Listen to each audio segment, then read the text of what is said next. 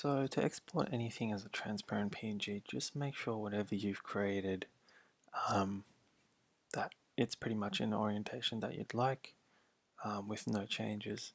You don't need to worry about the background color of your canvas because you'll only be exporting whatever's in the foreground. So always remember that whatever objects you've got will be exported as a PNG.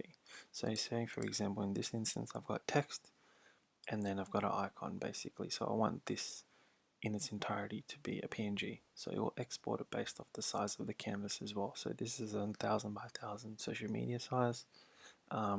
Keep in mind if you're doing this for like a t-shirt or a logo or something, to keep the actual canvas or the actual size of the document at a good resolution.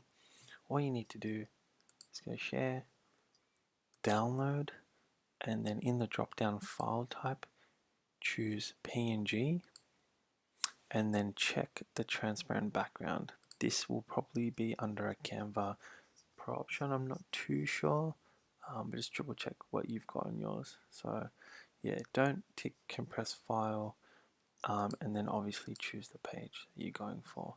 So for example in this instance I've got page 14.